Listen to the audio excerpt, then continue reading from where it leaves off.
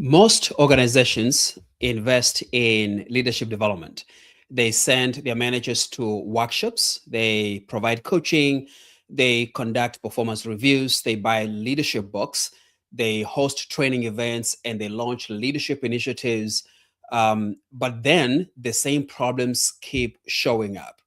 Managers still struggle to delegate, ownership remains inconsistent, decision making varies from one leader to another, accountability depends on who is leading the team, and high potential leaders develop unevenly. So here's the question.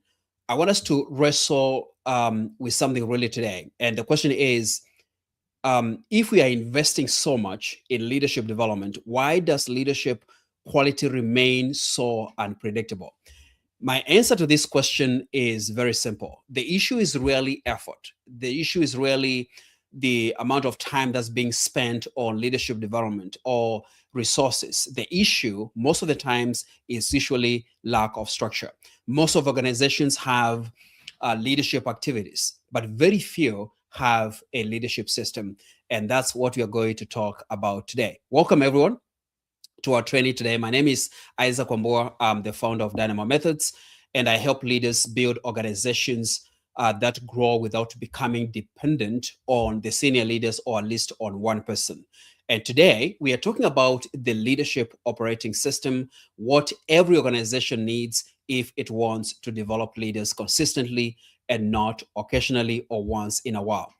One of the things I'm going to promise you is that by the end of our time together, you'll be able to do three things. Number one, you'll be able to distinguish leadership events from a leadership system. Number two, you'll be able to understand the three foundations of that system, the leadership system that you need to have in place. And number three, you'll be able to identify one priority your organization, or at least you as the leader, you'll be able to focus on so you can strengthen the system you have, or at least establish a system over the next 90 days. There's a big difference between leadership events and leadership systems. Events look like workshops, like lunch and learns, like webinars, like going to a conference. Those are events, but systems are totally different. And like I said, that's what we are going to discuss today. So I just want you to imagine two organizations. Both of them care about leadership. Both of them spend money on leadership development. Both of them have sincere leaders and capable HR teams. The first organization hosts leadership events. Managers attend workshops. Executives receive coaching. Leadership books are bought and distributed. Conferences are attended. Learning happens, and some of it is excellent. And I've been a part of trainings like those, but each activity stands alone. The workshop is not connected to performance expectations. Coaching is not connected to a common leadership framework. The performance review measures results but says very little about how those results were achieved. The organization is busy, the leaders are busy, and they are being developed, but the development is fragmented. Now, on the other side, I just want you to imagine a second organization where they do things a little bit differently. Leadership expectations are defined. Leaders are assessed consistently. Development follows a pathway, some kind of a structure that they have in place. Coaching and reinforces the same behaviors. Progress is measured. Every activity connects to the same leadership architecture. And that's the thing, is an architecture is a structure that has been put in place that we all kind of fall under. And the architecture is totally different from an organizational chart, which is usually very hierarchical. But a structure is something that almost anyone can come in, look at it, and know what they're supposed to do, when it's supposed to be done, who is supposed to do it, and the metrics that are going to be measured. So on one side, one organization develops leaders occasionally. On the other side, the other organization develops their leaders systematically. And that's the key word, having a system in place. So the difference is not the effort. The efforts might be the same. The difference is the systems that they're using. So when you think about it, activities are occasional systems.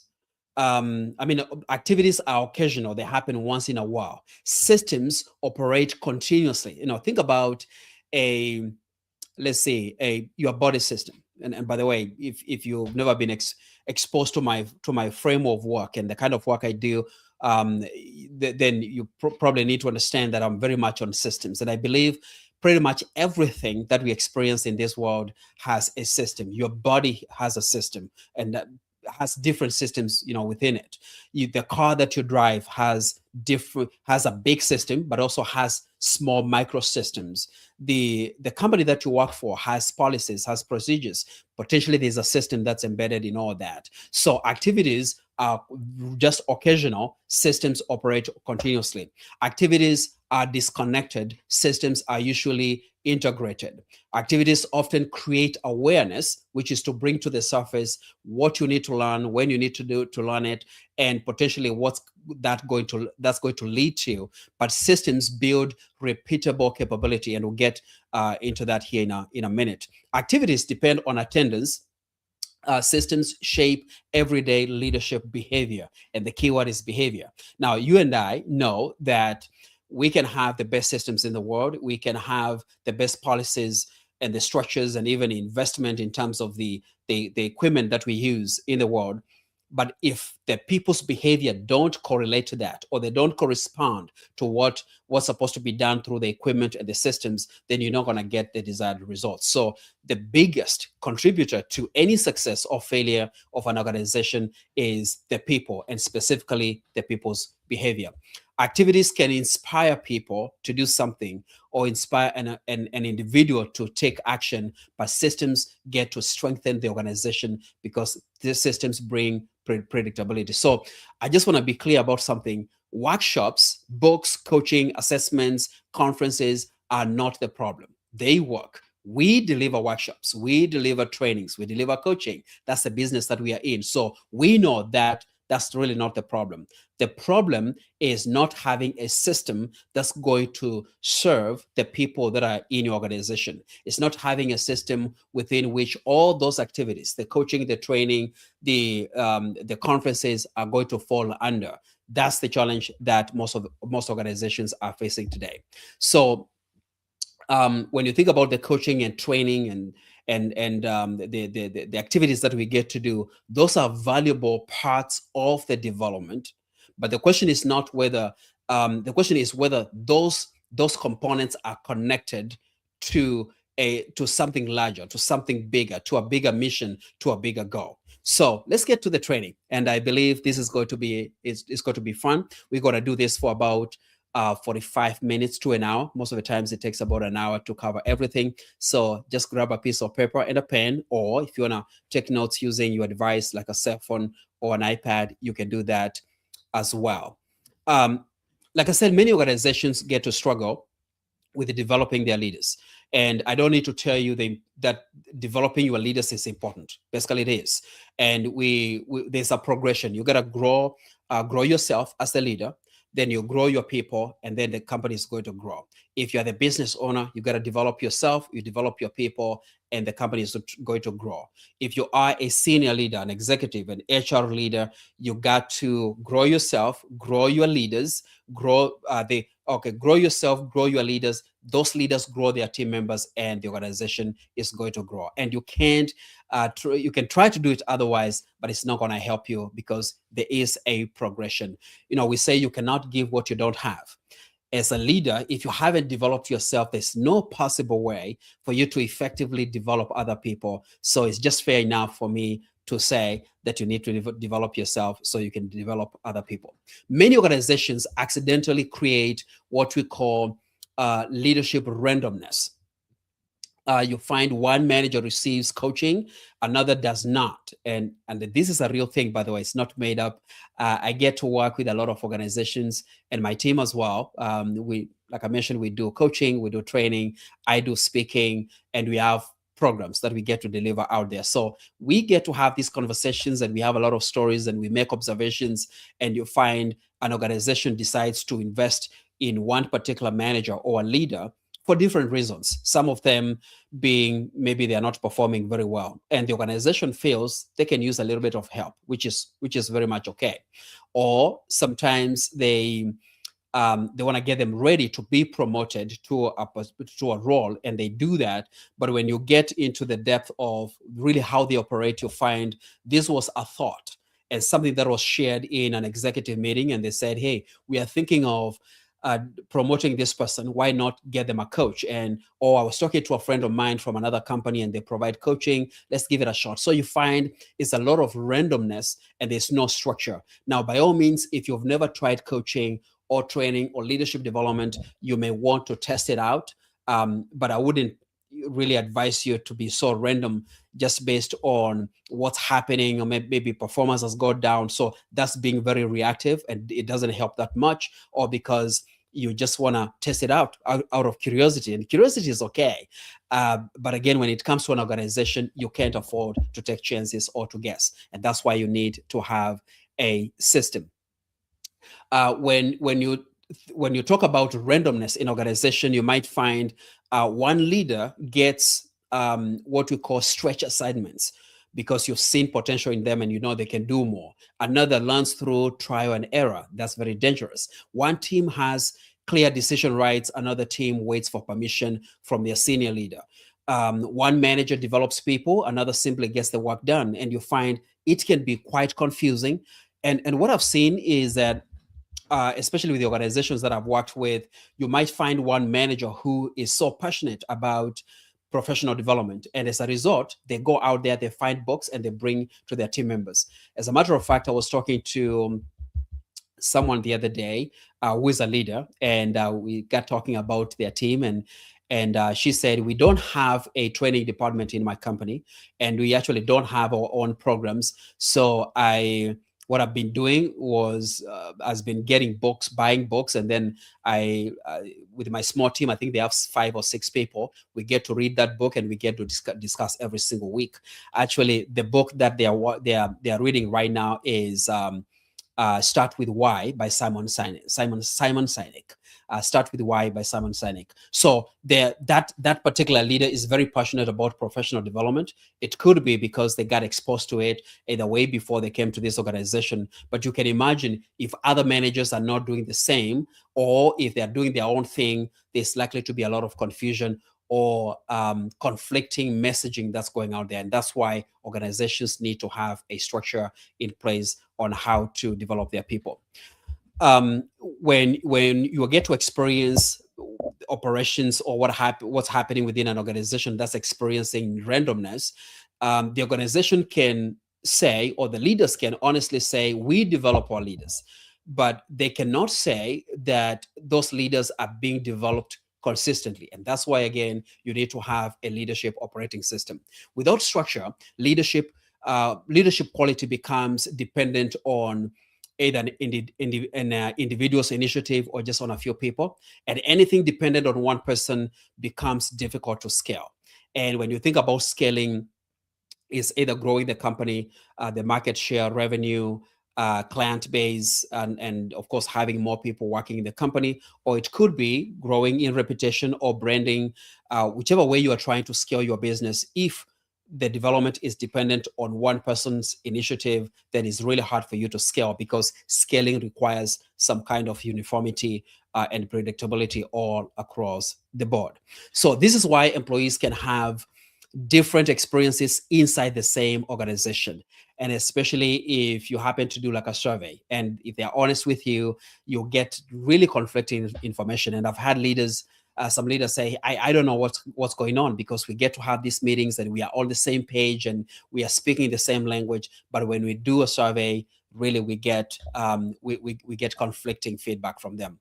I was talking to someone actually yesterday, and this is someone that I've worked with as an executive coaching client for a long time. And I passed by their office just to touch base a little bit, and they told me that their company has an initiative to be featured in a certain magazine. I'm not going to give you details because, again, that's confidential.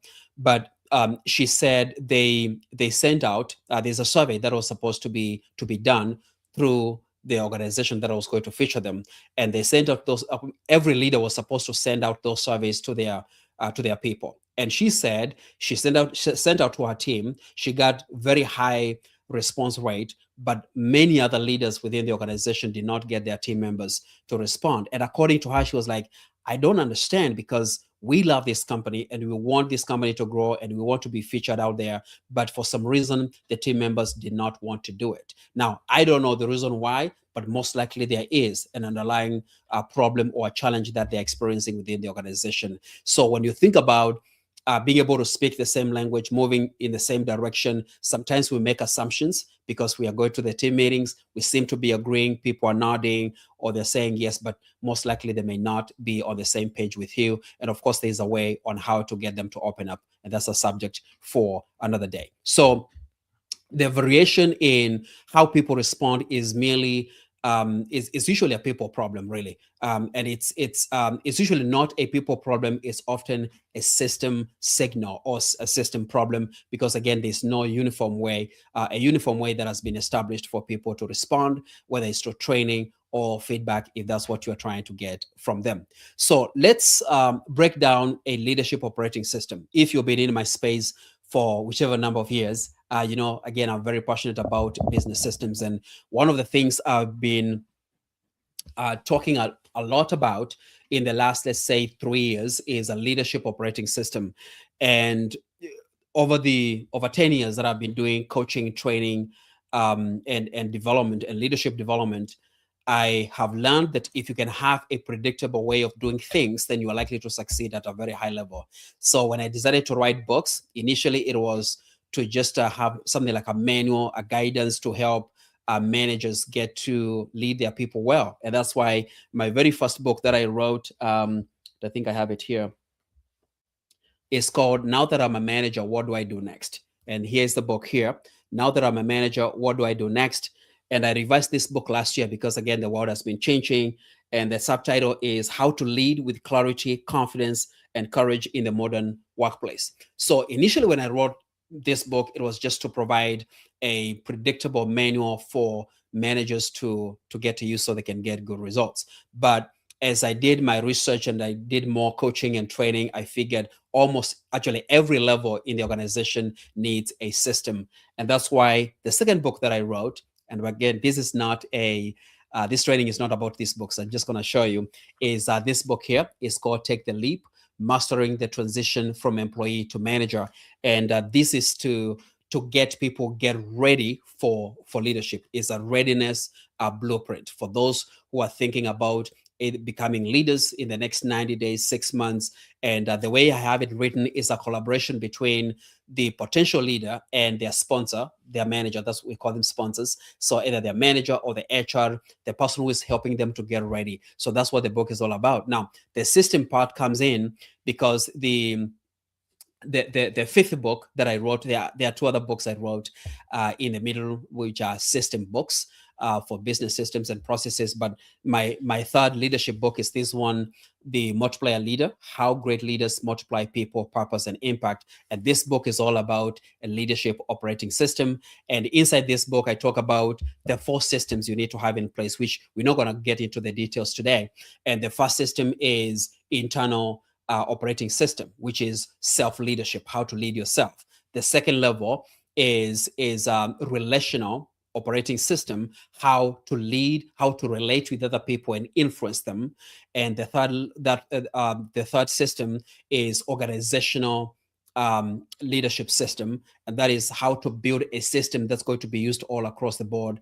And the ultimate system that you need to have, which is purely based on this book, is the multiplication system, how to grow other leaders so they can lead other leaders, how to build a legacy so that when you step away, either to retire or go do something else, the organization can run without you being there. So I've been talking about leadership operating systems for 4 years now, and it's amazing how just small things can become a game changer, because most of the leaders out there, and you might have experienced this, are tired of repeating the same stuff, of saying the same thing to the same person, or coming back every single year and say, we need to be better with the customer service. We need to get better with delegation. We need to get better with the ABC. So if you can have a system, which you can, then it becomes easy for you to be able to measure, number one, but always, but also be able to pinpoint where people are struggling instead of just going through the whole training. So a leadership operating system, I'm just going to give you the definition, then I'll break it down for you. A leadership operating system is what we call an integrated set of standards, of assessments, development practices, rhythms, and reinforcement mechanisms that an organization uses to create consistent leadership capability. In plain language, what it means, it is the way your organization defines leadership, how it evaluates leadership, how it develops leadership, how it reinforces leadership, and how it multiplies leadership. So the 5 key questions that we need to ask ourselves is, how do we define leadership? I mean, if you can slow down and think about the organization you work for or the organization that you lead, you can ask yourself this question: how do we define leadership? Number 2, how do we evaluate leadership or effectiveness of that leadership? How do we develop our leaders? How do we reinforce leadership? And how do we multiply leadership?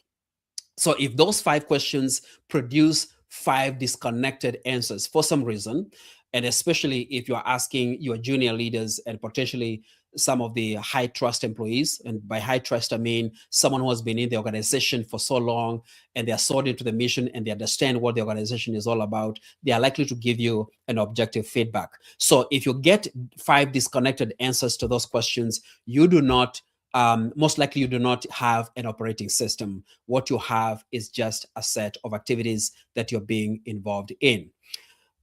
So I'm going to walk you through what I call foundations that you need to have in place. And there are 3 foundations you need to have in place for you to have a strong leadership operating system. Again, if this is a relatively new concept to you, there's nothing to worry too much about. Ideally, when you think about a system, is looking at all the things you get involved in.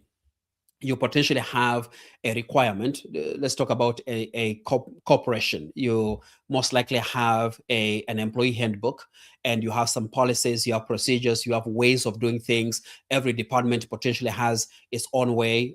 Marketing has their way on how they go about marketing stuff, and sales and operations and manufacturing, if you do that, and customer service. So when you think about a system, is looking at all the components you have and then putting them in order of progression based on the impact that they have. And it's like, think about the traditional assembly line. We have the raw materials, or something is being produced somewhere, then there's a transportation, logistics, it gets delivered to our warehouse somewhere, then it goes to the factory. There's always the first step, second step, all the way until the product is it becomes a finished product. So in an assembly line, there's usually people basically lined up and they are taking care of different things. And I know this because I worked in manufacturing many years ago. So each person is trained to do a specific task and it's just moving along. So you can imagine if someone who is supposed to take care of one little piece, that's going to be used towards the end. If they move to the other side, that causes confusion, and that means the system is not working. So a leadership operating system works the same way. It's looking at the stuff that we do in leadership, and then getting them organized in progression. In our company, and I've built frameworks, leadership frameworks. And the way we do our training, and you can find this if you go to dynamomethods.com or you go to academy.dynamomethods.com. The Academy has programs you can just click and buy. Those are public workshops, and you can also book a training for your team. dynamomethods.com, that has everything that we do, from the systems and leadership and everything else.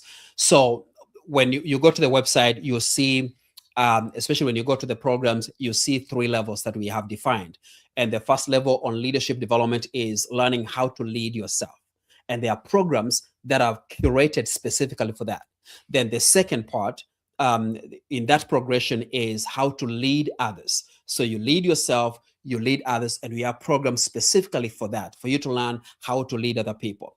And the next progression, the next part of the progression is how to multiply others. And there are programs specifically on the skills you need to develop to be able to multiply other people. So those are the three parts of that progression. So for someone who is supposed to learn how to lead themselves, or doesn't know, or at least they are not proficient in leading themselves, they can't claim, or at least they can't effectively lead people, lead others, if they don't know how to lead themselves. And that's why before we do any training, we do an assessment and we get to know, where do you stand? You might have some aspects of being able to lead yourself, maybe be able to lead others. So we emphasize on helping you to develop skills that are going to help you to lead yourself. Think about self-accountability, showing up on time, being able to manage your own emotions, all the things you got to do yourself. Now, before you being able to lead yourself, that is before you become a leader, we have another stage that it's not listed on our sites, and that's leadership readiness. And this is for people that are thinking about becoming leaders, or they have been identified by their manager or their sponsor to become leaders. So that's kind of like a mini part of the progression, but the main stages are being able to lead yourself. So lead self, lead others, and multiply others as well. So that makes it easy for us to deliver the programs, for us to objectively recommend programs to the people that come to us, and because we want to make sure there's a good return on the investment. But beyond that, they can get results a little bit faster. So you can imagine if we were to, whenever someone comes to us, we were to give them a PDF and show them a list of all the programs that we have, without them being categorized or organized. It's just a random list. And then I ask them, hey, what do you want? That can be quite confusing, can be overwhelming. It's like going to a restaurant. You go to a high-end restaurant where probably a piece of 4-ounce steak is $150, even without the sides, and it's a real thing. And if you walk in, they give you a continuous menu that doesn't have either the appetizers or the main entrees in the menu, or the desserts or the sides and the drinks. They're all mixed together, and they go like, hey, what do you want to eat today? I mean, that can be confusing, and most likely you may not go back to that restaurant. It's the same way in your company, and as a leader, you need a recipe, an organized menu of a recipe on what you do specifically in leadership development. So there are 3 foundations you need to have in place for you to have a strong leadership operating system. We also call it LOS, leadership operating system. The first foundation is leadership standards. Leadership standards. Every organization has leadership standards. It doesn't matter whether they are low standards or high standards. Every organization has leadership standards. The question is whether they are explicit or hidden. Hidden standards live in preferences of senior leaders or even junior leaders. They show up after someone makes a mistake. They sound like that is how that is not how we lead here. Say you need to have a conversation with someone who has made a mistake, and you say, hey, that's not how we lead here. And that gets said more often than it should. They show up after someone makes a big mistake, or something that's costing the organization either money or reputation or something like that. Now, this is how most of the leaders get to address it, even though most likely no one has clearly explained how leaders are expected to lead. The standards are hidden. Now, on the flip side, explicit standards define what we call observable behavior. How should leaders communicate? How should they make decisions? How should they develop their people? How should they handle accountability? How should they handle underperformance? How should they build trust within their team members? And it's a no-brainer that without clear standards, leadership becomes subjective, and you don't want that to happen. With clear standards, leadership becomes teachable, it becomes coachable, it becomes measurable, and you want to be able, you need to be able to measure results. I was talking to someone earlier this week on Monday specifically, and we were having a discussion about leadership development. We are in the same space, and one of the things we got to talk about is what we call a business case for training. And it's a way to justify the time, resources, and money that you're going to spend on training. And most of the organizations still have a hard time justifying the money they spend on training because for some reason we haven't done a good job explaining to them, or at least putting it very clearly and demonstrating how training is going to affect whatever they are focusing on. Most of the organizations want to grow in revenue. They want to be profitable. If it's a publicly traded company, they want to make money for the shareholders, and that's okay. So if you can build a case for training to say, if I train this person, they are going to become more productive. They are going to they're going to lead their people well. The employee engagement is going to grow, and we know there are statistics and surveys that have been done that show that as the higher the employee engagement, the higher the productivity is going to be. No, those are not just made up numbers, but if you can find a way to measure within your organization, then most likely your organization is going to give you a bigger budget for training. So that's why you need to make it measurable. So here's something that I would like you to do. If you can write, and I know you can, okay, write one sentence, get a piece of paper or whichever gadget you're using, write one sentence, and it needs to go like this. In our organization, every leader is expected to ... Okay. In our organization, every leader is expected to do what? Now, that one line is going to open a lot of thinking and probably give you an insight to see, okay, are there explicit expectations when it comes to leadership? And if I can give you an insight on that, if you can finish with an observable behavior, and that means you need to avoid words like, you say in an organization, every leader is expected to be a good communicator. What does that mean? If you say in an organization, every leader is expected to communicate kindly, to communicate in a way that people understand, to communicate in a way that people take action, to communicate in a way that people feel comfortable to express themselves. Now that can be measured. Okay, so you got to ask yourself, what would someone actually see or hear if the standard were being practiced? So let's say we go back to communication, and you say every leader is expected to communicate in a way that the team members understand, in a way that team members feel understood, team members feel respected, and they should feel like they can open up and share how they're feeling. Now, if someone was to walk into your team, what are they likely to observe? Are they likely to see someone coming to you and talking to you freely? Are they going to look a little bit timid or scared? And you can easily observe that if you slow down. Okay, you don't even have to do a survey on the employees. You can observe, and it's amazing how it starts from when we are very young. I think it was last year, 2025. I was at church, and I was there with my son. I was there with my family, but my son was with me, and a friend that I had not seen for many, many years had not actually met my son.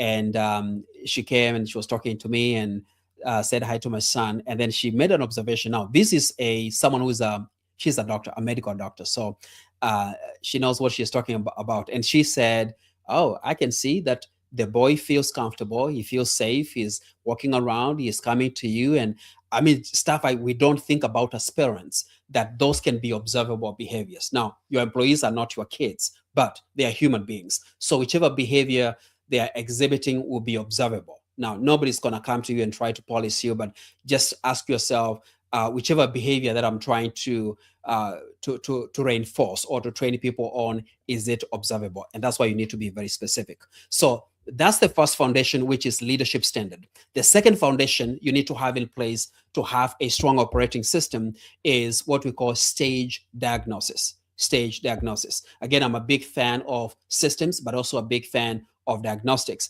I believe that we should not prescribe anything, including training programs and development, without doing some kind of an assessment or a diagnostic. Because, I mean, how effective are we going to be if we don't know specifics on what people are struggling with?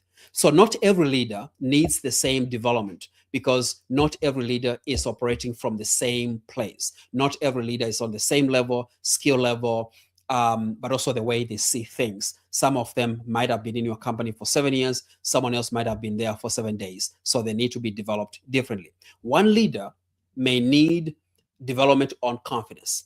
Another may need to stop rescuing their team. They need to be taught on how to delegate. Another may need to learn how to do how to think strategically.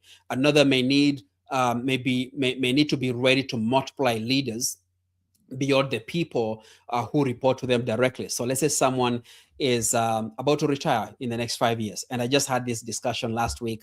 I was doing a leadership development, basically a 5-hour training for a major organization. And a lot of conversation were all around, hey, we have someone who's going to retire in 3 years or 5 years, and we need to replace them. And I remember talking to one guy and saying, hey, have you found a way of capturing all that knowledge and that experience so that when this person steps away, you'll be able to incorporate that in your training manuals? And what we established was, obviously it's a major company, they have manuals on how to train, but there are some things you potentially can't put together on a manual until you talk to the person who does it.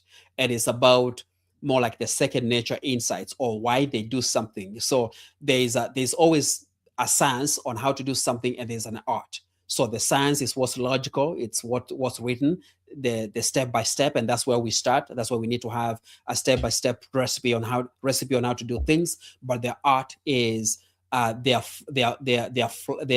vibe and the flavor that they put into that thing. It's like having two people that have the same cookbook, they make the same dish, but it tastes very, and they had the same spices, but it tastes very differently. I'm an African, so we say that you got to have some kind of a touch. And I remember growing up, my mother could just take a pinch of salt she never used measuring cups, just so you know. She would just sprinkle with her fingers, but her fingers were calibrated, I believe. It would taste just right. Or so it's stuff like that becomes second nature.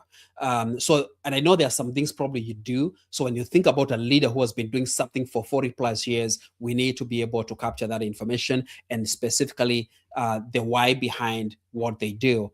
That way we don't get to lose all that experience. Okay. So what I get to see very often is that many organizations prescribe the same program and the same activities and the same conferences to everyone. They say, hey, we want to send our managers to a leadership training. Some of the trainings we do, we've had 3 or 4 people from the same company, some on the same level, which is good. But you've had people come in that you find there's a COO and there's a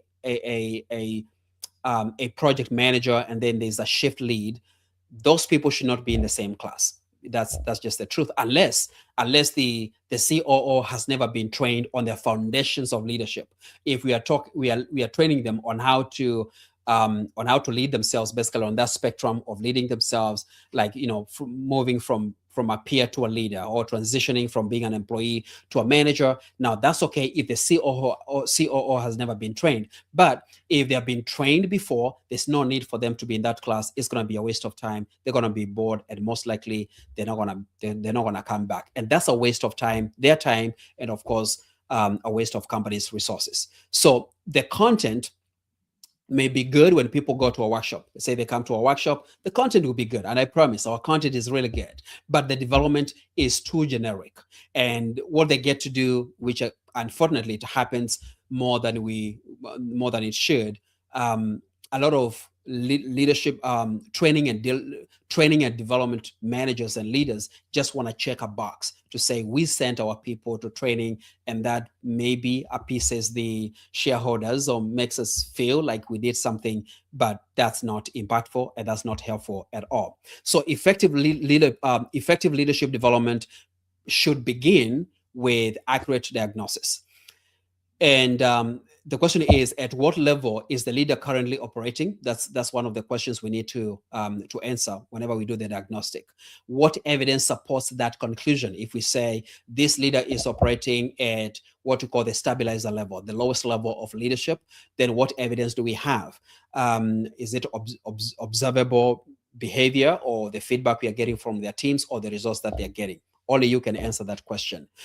What is the next leadership shift that this person needs to make to go to the next level? So when you think about if you do a leadership stage assessment, which I have that proprietary assessment that I created, it has four levels. We have the lowest level is called the stabilizer, and that means you can get the job done through other people. You're a manager, and nobody has to worry about your team because you're killing it. You're doing well. The next level is the next stage is the translator stage, where you can get information from your manager of the senior leadership. You can translate it and pass it on to your team members without losing the weight of the message or without being dramatic. So having that ability, that's a different skill altogether, but having that ability makes you a translator of the message. But of course, by progression, you're going to get results. The next stage is the connector stage, and that means beyond the stabilizer and the translator stage, you are able to connect with people from different departments, from different branches, from different locations, from different time zones, different countries. You become a connector, but you also become a connector of resources. If you come to a class or that we are doing, or you read a book that we've written or anyone else has written and you like it, then you go to the rest of the team members, and then your fellow leaders, and you say, hey, I came across this resource and I think it's going to be good for you. Or if there's any organization-wide problem or challenge, you jump in and you get people to rally behind solving that problem.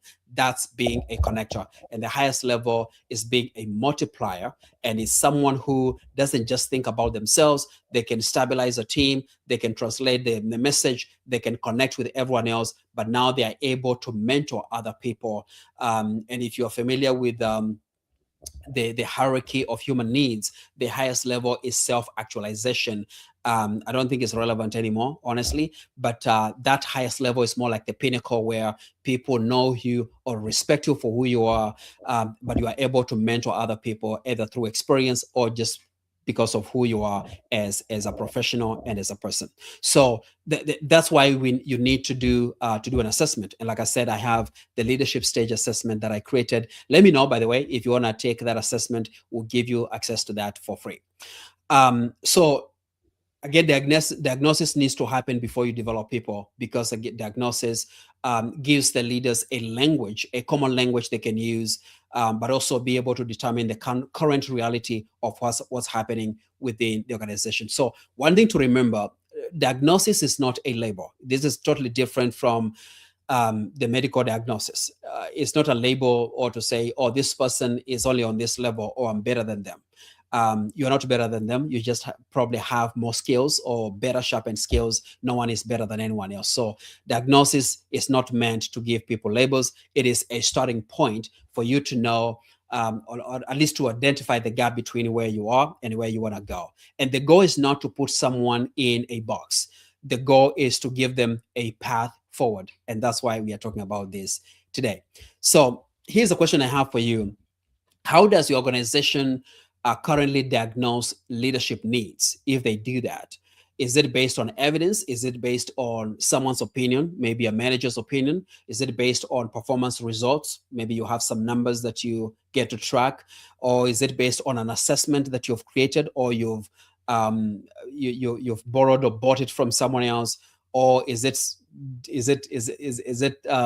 something that doesn't happen? Are you experiencing a lot of randomness, where you assess you eyeball people and you say, yeah, that person will be a good manager, or that person is not a good manager anymore, we need to demote them? Yeah, surprisingly, that happens in organizations even today. So that's the second the second foundation you need to have in place for you to have a strong leadership operating system. So the first one, it's the standards, the leadership standard. The second one is stage diagnosis. And now I want to share with you the third foundation that you need to have in place. And that's what we call development pathways. And pathways is from the word path and way, two powerful words, by the way. So it's a development pathways. And the goal is to help you to move from awareness to structured growth. So when you do a diagnosis, you bring awareness. You get to establish the gap you have between where you are, where you want to go in terms of skill, what you know, what you don't know, what you can do, what you cannot do. That brings awareness. But you got to move from awareness to a structured growth. And that's why you need to have a development path. So this is where many organizations actually get stuck. They assess leaders and then they stop. And most of the times when they do an assessment, they feel so good about it, especially when they do personality assessments. They go like, yeah, I'm this kind of a person. I'm a D if you're using DISC. I'm a D, I'm an I, I'm an S, I'm a C, or I'm a red, I'm a yellow, I'm a blue, I'm a green. They feel good about it. And depending on whichever assessment you do, but that should not be the end of it. That just brings awareness. The question is, after you have that awareness, what are you going to do about it? So let's talk about the development pathways. So one thing to note is that awareness increases when you do a diagnosis, but growth does not just because you have awareness. A development pathway answers 5 practical questions.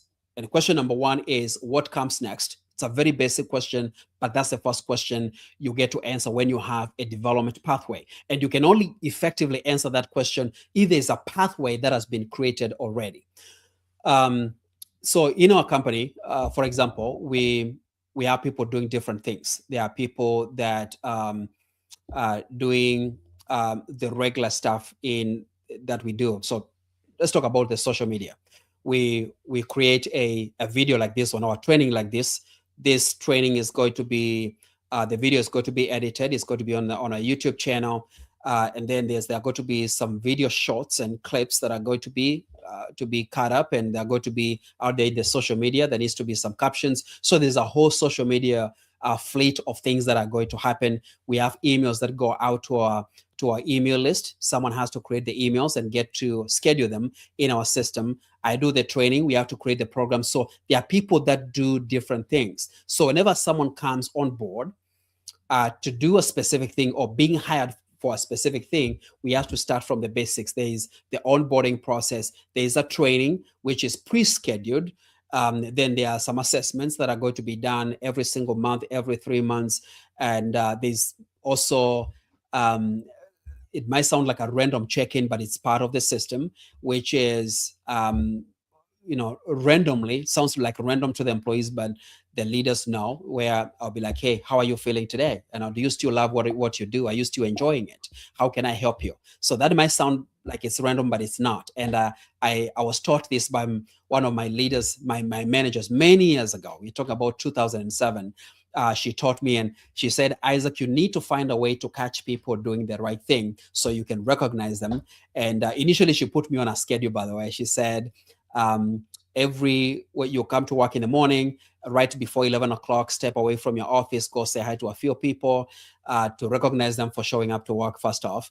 And then right before lunch, go get out and then say hi to a few people.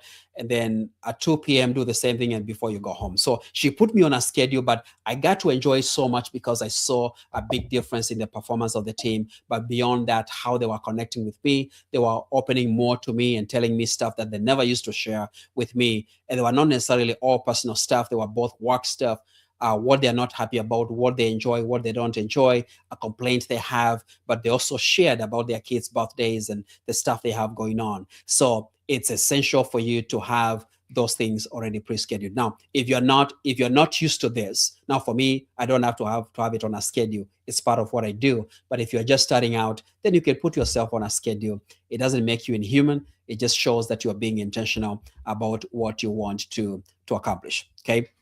So a pathway is not simply a list of courses or training programs or workshops.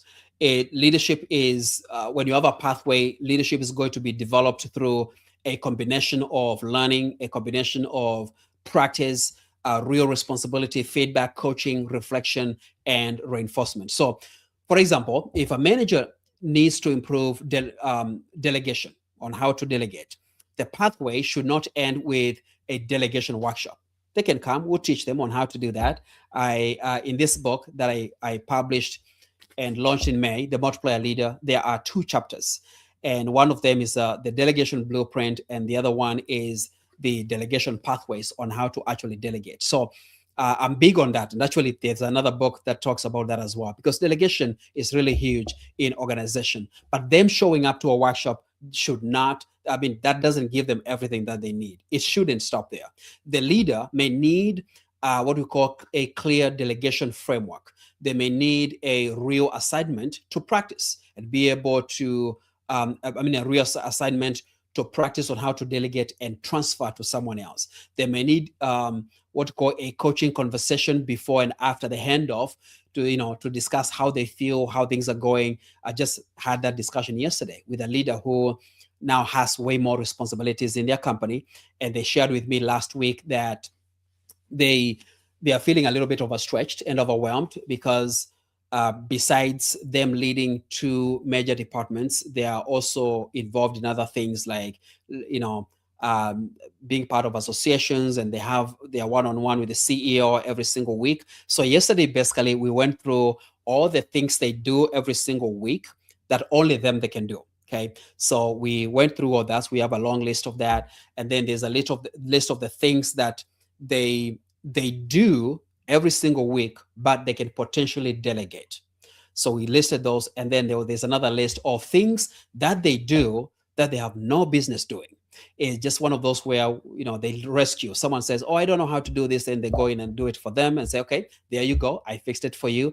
It sounds good. It makes you feel like a hero, but in the long run, it doesn't help you and it doesn't help the team members. So basically, I'm now coming up with a plan, on how to help them to learn how to delegate. So there is the what, they know what needs to be done, but again, going specifically to the specific things that they do every single week, especially inside the bucket of the things that they do, but they can potentially delegate to someone else, and the things that they get to jump in and do just because it makes them feel good or because someone is being lazy in their team. So again, a manager who needs help with that might need help with all kinds of stuff. They might need feedback from the employee who is being delegated to.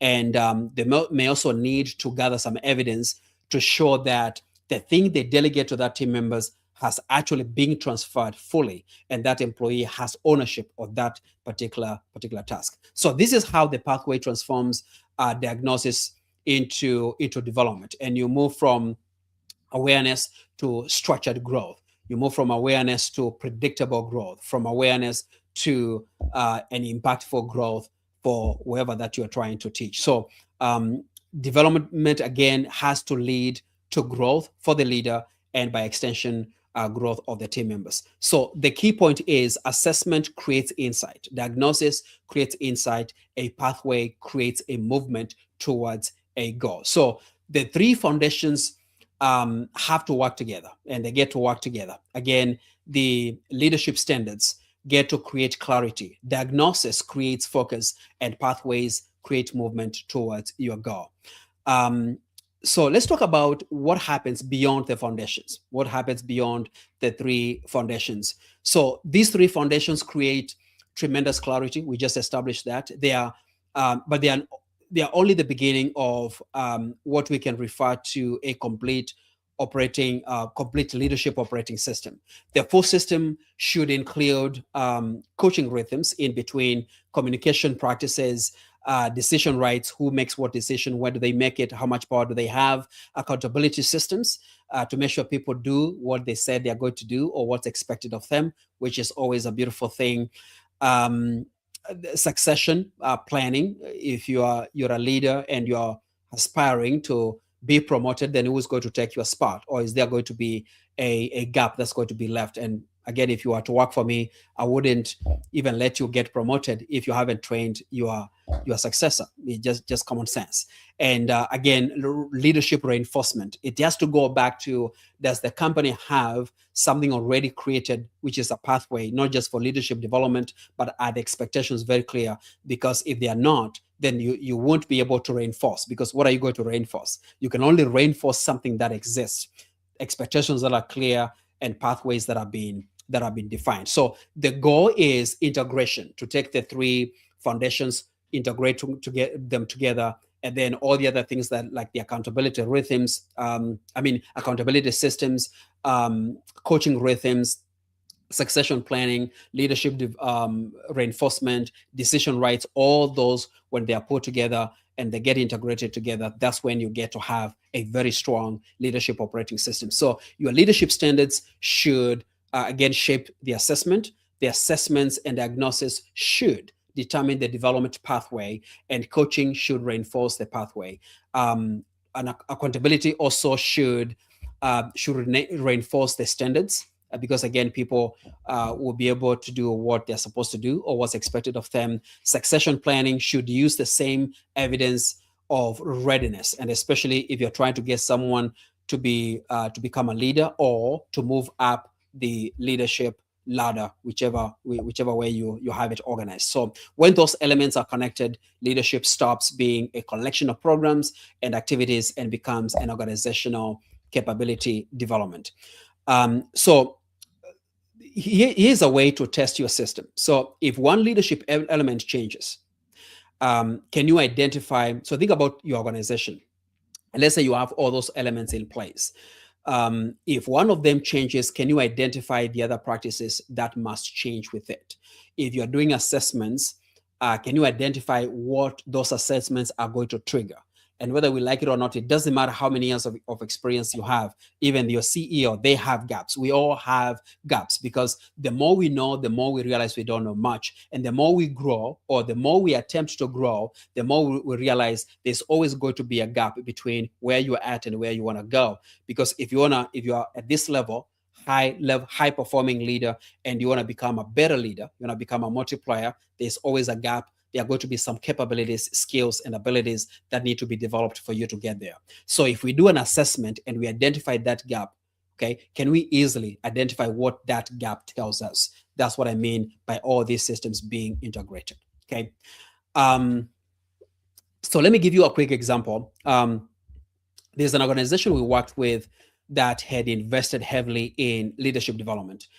Training happened regularly. Several training sessions happened regularly. Managers, of course, attended the workshops, and their attendance rate was very, very high. And you know what I mean? Not everyone really comes to a workshop, and not everyone has a legit reason why they're not showing up. Some people just choose not to show up.